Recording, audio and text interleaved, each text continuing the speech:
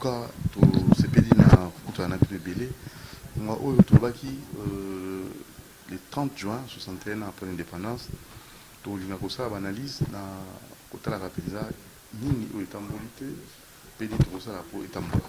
Dans tu as dit pour nabino motomoko azali ko lingamboka nae, rien à souci amboka nae.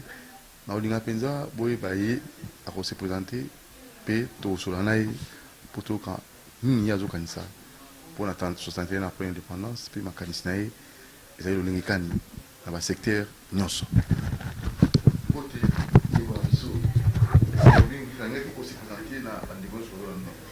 Mbote Ndeko Doudou, nazali Maître Jackson Kabamba Chiwala, nazali avocat de profession et acteur et à société civile, lokola coordonnateur et un mouvement d'éveil patriotique et longo nayo oyo ezali ko travailler na kati na mboka na biso pour encadrement non seulement ya ba jeunes sur ba valeurs citoyennes, la citoyenneté responsable, la cohésion nationale et aussi ko assurer promotion ya ba valeurs wana na kati ya ba milieu professionnel nyonso po ete Congolais nyonso ayeba esika na ye ezali nini pe nini esengeli asala mpona bolamu yekolo.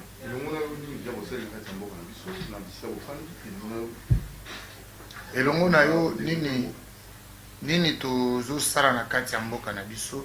En fait, en tant que mouvement d'éveil patriotique ndenge tolobi mosala na biso ezali ya kolamusa, tozali kosala mosala ya kolamusa bato na oyo etali mboka ndenge nini makambo esengeli kotambola ndenge ba problème nini tozali na yango et mingi ba activité oyo toki kosala récemment tolansaki une campagne de sensibilisation sur la sécurité routière na balabala ya Kinshasa.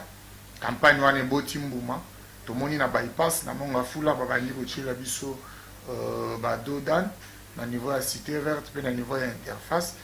Tomoni sur les grandes artères de la ville babandi kotia baminda mpona kofaciliter circulation na butu nyonso wana ezali bambuma ya campagne na biso tolansaki na ntina ete congolais to mpe kinois akufaka na balabala te azalaka na sécurité ntango azali na kati ya balabala.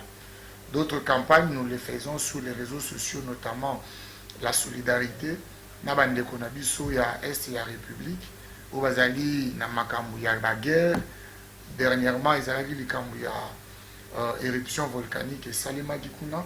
Alors, un message de soutien a été apporté na bandeko na biso bazali na ngambo kuna na cadre ya mouvement na biso pour na kota lisete attaque bazali mosika mais biso banso tozali ekolobe moko tozali ba kongomani esengeli to ba kosungana même de loin na ba circonstances ezali kokomela biso. Après l'indépendance, bilan, selon nous, sur le plan politique. En tout cas, bilan, ce qui est en français, c'est un bilan vraiment mitigeux. Et ça, bilan, mon ko Troki pensa que c'est réjouir na yangote. Parce que ce qui est l'indépendance, l'ipanda, na makanisi. Il y a un père fondateur de la République. Il y a un bunda qui peut sopa qui makila pour l'indépendance de l'école Congo. To jouir na pensée tout na makanisi na bangote. Nous avons acquis une indépendance une indépendance de fait, une indépendance y a façade. Il a qui était mondele accueilli mais boumbo esilité.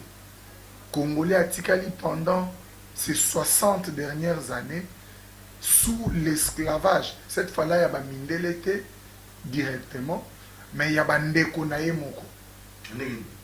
C'est-à-dire que Mboka est prise en otage par une poignée de gens, ba politiciens, ou bazali ko servir leurs propres intérêts, ou encore bazali ko travailler pour la servir les occidentaux, autour monde les sous-tsunami mais le boko na bango ils ont continué à s'apaisantir likolo ya Et politique, d'abord, s'il faut parler de la politique, ils nous ont imposé des dirigeants pendant ces 60 dernières années. Ils nous ont imposé la politique, le lenge ba mibeko na bango. Donc, tozo ganga, l'ipanda, indépendance. Mais en réalité, le peuple congolais a jouir la souveraineté naïté. Le peuple congolais a reprendre en main destin naïté parce qu'elles ont pris en otage par une catégorie à Batou où va gérer Mboka pendant ces 60 dernières années. Et la situation c'est laquelle, sur le plan politique, pour définir le domaine économique, social, on va vraiment avoir vos avis et surtout vos solutions pour la génie Congo. Mais la solution c'est laquelle? Sur le plan politique, que faire? Il faut continuer la démocratie, il faut faire quoi? La solution c'est que le peuple congolais est singeli à reprendre en main destin. Pour ne pas affaiblir les Congolais, qu'est-ce que les mouvements politiques et sali? Bah, quand ici, bah, Congolais nyonso, na kati na oyo Belge azali ko sala lobby. Bah, quand ici, division na kati ya ba Congolais. Congolais à nord, azo supporter Congolais à sud été, Congolais à est, azo supporter oyo ouest été, et ainsi de suite. Ndozo mona, guerre salemi na est, batu bakufi, misatu mibale minei mitano kama moko aona Kinshasa banganda eza ya kotonda batu bazomela bazobina pona nini d'une manière factuelle tozoloba ete toza mboka moko toza lisanga moko mais spirituellement l'âme molema na biso en tant que nation toza elongo te parce que molema c'est le domaine ya basentiment ya moto soki toza molema moko ngana ko sepelate alors que matanga eza na est. Voilà ce que les politiciens nous ont amené. Am yamboka wezali vouloir vivre ensemble ya ba Congolais ils a perdu et c'est ngelito restructuré yango. Congolais nyonso de tous les côtés à apprendre la fraternité congolaise. Donc tout ça là oyo touti ko solola mbalele kina ministre ya jeunesse ba pesi mokumba il y a une nouvelle citoyenneté congolaise. Tout peut ça contenu dans une nouvelle citoyenneté congolaise. Tout redéfinir l'identité nabiso le kolaba congolais. Alors, ceux qui te redéfinir l'identité nabiso, neto koyeba quelles sont les priorités aux alliés abiso pour tout tongambo kailongo, tout prendre en charge, tout jouir la souveraineté nabiso le kola kabila o elongo bani. Alors, sur le plan économique, 61 ans après, nous regrettons de ce que l'économie n'a biso. Après 61 ans, ils allaient toujours tourner vers les bandes Mboka. L'essentiel, il y a biloko ils allaient soutenir l'économie n'a biso, biloko ya kolia, biloko ya kolata, ils allaient les bandes. Nous ne produisons presque rien. Nous sommes produit même les minéraux nabiso 61 ans après tous une industrie mon côté à transformation à minéraux nabiso Hollandi dernièrement que ba partenariat ezali ko zala signé pour la raffinerie à or nabiso na niveau ya Rwanda. Mais c'est une honte pour un monsieur de 61 ans aux ana biloko na yo ba initiative ya transformation na yango ezalité. Mais à 61 ans, c'est presque déjà. Mais si on a RDC, RDC Azali géant moko ou Azali kolala. Et c'est les Congolais nyonso alamuka. Tout ça là une sérieuse introspection. Tout se mettre ensemble ko sangisa maele. Nini sengeli to sala elongo na bomoko. Pour na kotombola bendele ya mboka Congo. Lelo à 61 ans d'indépendance, tous en bilanga malongate, tous en ba industrie ya transformation ya bileité, loso tozoli ya ezo utalibanda, économie na biso simbami na ba devise sengeli e utalibanda, bilamba tozola ta ezo utalibanda, mituka to kotambola nango. Alors que du temps, il y a deuxième république, on avait connu une petite évolution. Moi, usine, il y a un montage, il y a un véhicule, les aïeux ça les mais l'élo à 61 ans, nous n'avons presque rien de toutes ces choses. Et Sengeli, Congolais, Nyon, Sondenge, Tozoteya, la nouvelle citoyenneté, la cohésion nationale. Tofanda elongo, to sangisa mayele na tinete bendele ya Congo et tombwama. Ici, tarification, il y aura bien la publicité, l'oralité la vie fait, mais fait à la hauteur. On a évité d'avoir un autre point de vue là-dessus. Parce que ça, la population et problème. Bon, en fait, Kokiti Sabilo fait kaza côté les méla. C'est un jeu à intérêt en fait. Parce que biloko nyonso bazo kiti sawana. Eza meloko moko te to produire pas na biso.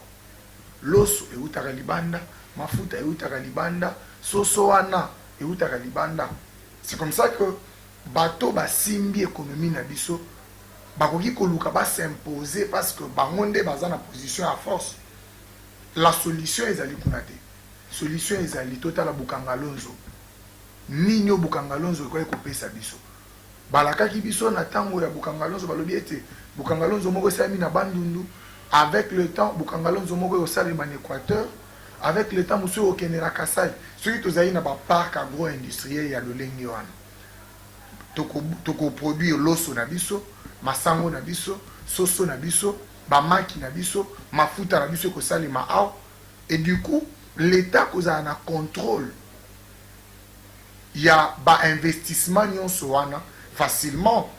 À décider au niveau du gouvernement, à partir de quoi biso mokonde tous allez produire, tous allez transformer, tous allez sala mise sur le marché. Tokoye balolenge ne sengeli ko sala makambo po bana mboka basebela.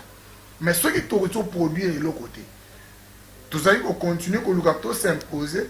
Na biloko ya bateau bazali ko produire. Alors vous comprenez que c'est un véritable dilemme dans lequel on ne va pas se tirer indemne. Voilà, la justice vient après. Est-ce que on peut quand même dire clairement que la population a peu les six mots parce que le problème, justice est équitable, justice est impartiale. 61 ans après, justice Nabiso. Et bon, il y a eu une petite évolution dans le secteur de la justice, mais beaucoup reste à faire. C'est comme une goutte d'eau dans l'océan. Parce qu'en réalité, tant toujours de l'indépendance, il y a un mot. Parce que toujours ça, le bilan est indépendance. Kala, Moutouakaki, Congolais, qui n'a droit à saisir juge. Parce qu'il n'a pas de esclavage. Il n'a droit à mais ma cause n'est devant les juges pour que à entendre raison. L'élo, sous le label de l'indépendance, le Congolais soit égal devant la justice. C'est vrai, mais est-ce que justice yango ezali ko salema ndenge senge?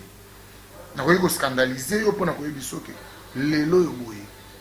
Okoki ko saisir juge te apesa yo jugement sans que au passé par de mécanismes il y a corruption ezali décrier lelo. Aucun dossier na liboso ya bazuzi au sambi aux élus 1 année 2 ans pour pas se prononcer. Parfois même si on se prononcer avant mais qu'il doit exécuter décision c'est tout un problème. Appareil judiciaire na biso ezali gangréné na ba problème ebele ou ezali ko sengete congolais nyonso atelema kobanda na biso ba etozali na cité na bo bazali ko diriger biso tozala exigeant vis-à-vis na bango pour que ba redorer image ya mboka ba restructurer justice na biso avec des réformes profondes kotala ba animateur nini ya justice esengeli bazala na esika wana kocha bato basengeli na bisika oyo esengeli na tinete makambo etambola na lolenge ya malamu. Du point de vue ya éducation, en fait mabe oyo tolobeli na secteur ya politique et gangréné ba secteur nyonso ya vie nationale. Lorsque la corruption est érigée en mode de gouvernance, basu prédation bachi wana. Donc ba secteur nyonso ya vie ya mboka eza paralysé. Ndoko mona lelo tout le monde pour se retrouver pour ça comme un politicien. Donc, c'est professionnalisme politique et côté nakati moka et bien c'est le secteur et l'apport de l'IGF. Lélo, on peut se réjouir avec le nouveau régime, il y a Ndeko Félix Tshisekedi, parce que à libérer Maboko, il y a un animateur, il y a justice, à libérer IGF, les Congolais ne sont pas IGF Lélo, mais c'est une institution, un service où ils allaient coexister depuis des années. Pourquoi Lélo? Parce que tous les pouvoirs moko pas libéré à Salam Salam. Et aujourd'hui, on peut se réjouir dans le secteur de l'éducation, comme on a que gratuité enseignement, les alliés rendus effectifs, mais aussi la qualité de cet enseignement. Est-ce que... La qualité de cet enseignement, effectivement, ce sont les premiers pas de la gratuité. Des réformes sont en train d'être menées. Nous allons encourager les alliés au Salema. Nous espérons qu'avec les années où les alliés à Liboso, vous allez améliorer. Mais dans le secteur, on a l'éducation. Dans le niveau de Bisso et Longonayo, nous avons toujours proposé que et c'est une réforme Salema. Dans le niveau, il y a un programme, il y a éducation. 61 ans après. Est-ce que c'est un programme, il y a éducation à Banana Bisso et tika la bisika ba Belge batika ki yango? Est-ce que nous devons maintenir que moi ne sengela sala 3 années pour aller pour la maternelle? Est-ce que moi ne sengela sala 6 ans na primaire pour décrocher certificat à la fin d'études primaires? Et nous avons toujours proposé, dans le niveau du mouvement Nabiso, on a fait des propositions, par exemple, que tous les matières nyonso, pendant les 6 années à primaire, to comprimer yango pour que moi n'attende yango pendant 4 ans au lieu de 6 ans. Tous les nyonso ya humanité, au lieu de moi na sala 6 années, à saliper 4 ans. Donc moi na soit qui na classe na 6 ans, à 10 ans, il a son certificat de fin d'études, à 14 ans, il a son diplôme d'état. Si déjà moi à 14 ans, j'ai un diplôme d'état. Boké na niveau à l'université, pendant 3 ans, moi j'ai déjà premier diplôme na ya licence à 3 ans. Donc déjà à 14 ans, à 17 ans, vous avez un diplôme et licence. Vous versez dans la société, c'est un chercheur, c'est un cadre. Moka et Kozalana beaucoup plus de chances de se développer parce que les cadres est belé à leur jeune âge. Au lieu de diplômé universitaire il y a 25 ans, 26, 27 ans, mais déjà à 17 ans, vous avez des cadres que vous pouvez déverser dans la société, dans les recherches, dans les divers domaines, et puis Mboka et Kotombo facilement. Alors, 61 ans après, ceux qui trouvent pour responsabiliser, maintenant, les présidents, ici, Mboka, on a dit ça, papa 61 ans, il faut dire que les responsabilités, ils allaient partager. Responsabilité à Liboso, ils allaient, ma chef, il y a population congolaise yemoko. Comment? Parce que elongo na yo toté à Katozoloba, la primauté de nos devoirs citoyens et sengeli ezala liboso, il y a pas droit citoyen. Devoir na yo en tant que citoyen congolais ezali ni participation, contribution na yo en tant que citoyen congolais pour na botombo ya mboka ezali ni. Ba congolais to lala. Nous attendons que le politicien nous apporte tout.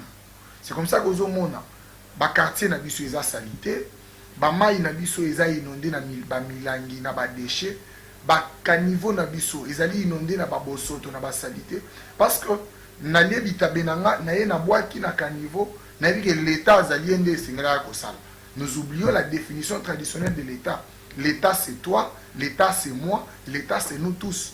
Donc ceux qui yo au sali par na yo ya responsabilité t'es le la citoyen. Tu n'attendras rien de l'État parce qu'en réalité l'État c'est nous tous. Deuxièmement, ils ont un niveau de politicien à biso. Qu'est-ce qu'ils font de notre souveraineté? C'est ça le problème. Tous uns nous ba politique, tous uns ba politiciens belé, mais tous uns ba homme d'État té. Bato bazali na souci à venir. Bato bazali na souci à ba génération ko ya liboso. Nde bato wana tozali na bosenga na bango pona mbongwana na kati mikolo na biso. Parlons actualité pour clore, accord Kinshasa Kigali, bien sûr, il y a un accord commercial entre Kinshasa et Kigali, tête à tête, Fachi et Kagame. Est-ce que vous avez mon amour parce que l'équipe a découvert tout est-ce que Rwanda na RD Congo vous avez une chose vous avez un accord. Est-ce que vous avez un accord sincère? Hypocrisie na quantité? Je pense que l'accord est allé malam parce que mokili ya lelo okoki ko vivre en vase cloté. Mboka na biso tonyokomi na bitumba oyo ezali kouta na bavoisin na biso.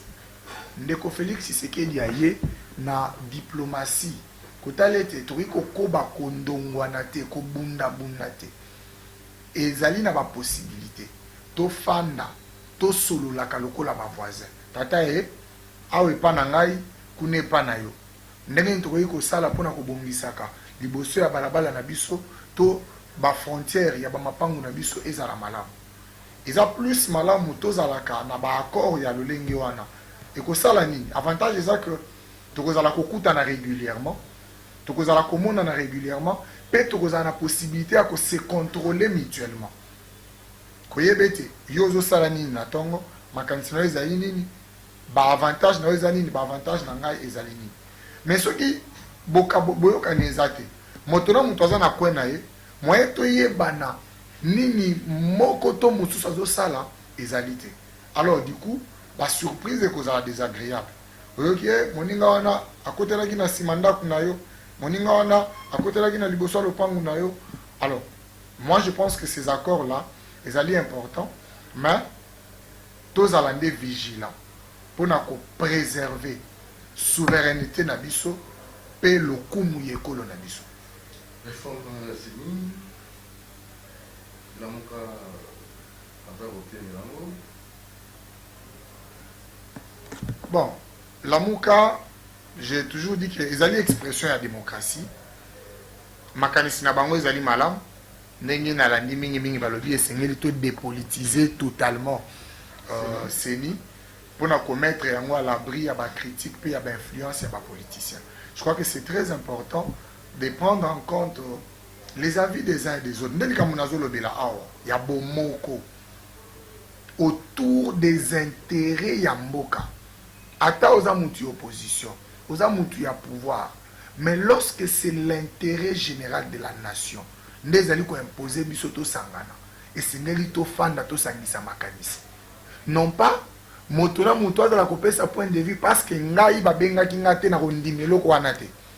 Parce que tango basangana ki ngai nazalaki te na kokota lisanga wana te. Non non. Wana ezali ba individualité égoïsme ya ba politicien. Mais ya motu ya tozali ko sengete ba ponami ba député na biso na ba sénateur ba sali musala toko la présidente de la République a promulgué loi oyo ba adopté kuna na niveau ya ba représentant ya peuple et population nyonso toza la vigilant pour accompagner l'institution na biso. Merci Maître Jackson, peut-être le numéro de téléphone et comment vous contacter? Elongo na yo to zali na siège na biso na commune ya Gombe na avenue Polo Maurice numéro 37 au sein de l'immeuble Triangle d'Avier.